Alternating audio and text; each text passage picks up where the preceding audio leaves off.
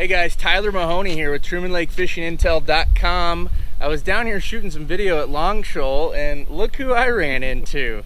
David McCormick from Fish 30, one of our contributors to the website.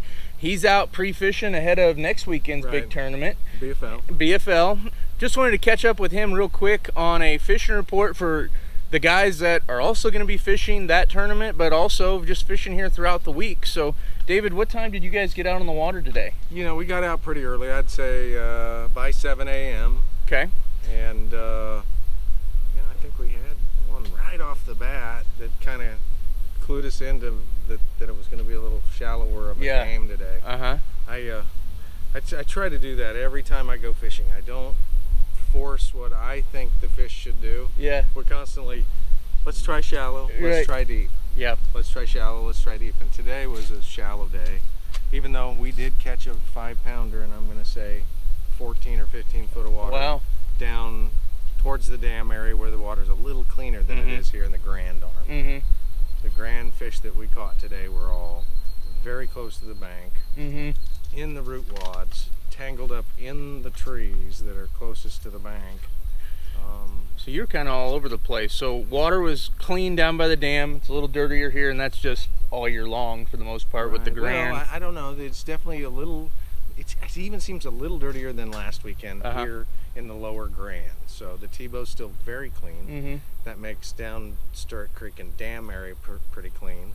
And gosh, we talked to some buddies that were over on the Osage side, and they say it's very clean over there. So here, we stayed over here, and we got, I don't know, we really didn't do that well. I'm not gonna lie. We maybe only had 8 or 9 keepers, and we did get a big fish, but you know, and they're really healthy, but they're just harder to get them to bite. We caught them on a big power worm and a plum color, and we caught them on a Zoom Magnum trickworm, mag trickworm on a stand-up head, which is an absolute staple here.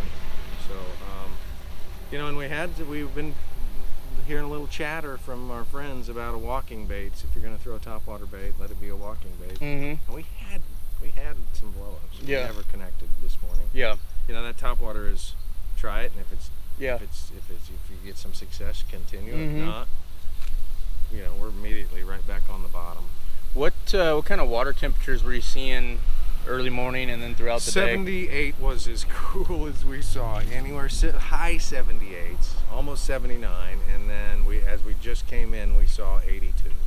Okay. So, you know, there's a real sharp thermocline. If you jumped in the lake, you would feel it on your feet. Wow. So, I mean, you would distinctly feel it on your feet. So, I mean, hey, that's why this weekend it's so important that we treat our fish and ice them and treat and recirculate. Don't bring any new fresh hot water that's sitting up there on top, because you're going to catch most of those fish, most of them below the thermocline. And that's the real important part about fish care, is to getting the water temperature down. So that and you know, getting your bait down there. Getting your bait down there and being patient. Absolutely. So we're going to see a weather change here this week. What are your expectations now? I mean, it's gonna be completely different here in a few days than what you had today. If we have rising water, I'm gonna go to the steeper banks and play my game. If we don't get rising water and we just get a color change, I may go up a creek arm, and you know, I mean, we're gonna have some really cool influx flowing in, and there's shatter on the bank already. So I don't know what will happen. If it doesn't tear the lake up, there's a real possibility the top water just might go crazy. So that's, you know, who knows, but I would stay, I'd have my bottom baits ready, and boy, if they bust or splash around the boat, you best be ready to pick up and fire right at them. And so, you know, weather, who knows? I mean, if we get 5 inches of rain and we're rising fast, I don't have any idea what will happen. I don't know. I just don't know what will happen. But it's gonna be a crazy weekend. I'm hoping to be there. My sister's got her wedding the night before, so it's gonna be a tight one for me. But anyway, looking forward to it. Many more videos like this to come in the future. Check out David McCormick at Fish 30 on YouTube. He's one of our contributors, and he's got a ton of awesome videos up on YouTube, and we've got a lot of his Truman videos on our website as well at TrumanLakeFishingIntel.com. So if you have any questions, future topics that you'd like us to discuss, shoot them to us, and we'll try to do some videos for you, and you know, try to keep the knowledge coming, and teaching folks about how to find those bass here on Truman Lake. So sweet. Thanks a bunch, guys. We'll catch you on the next one.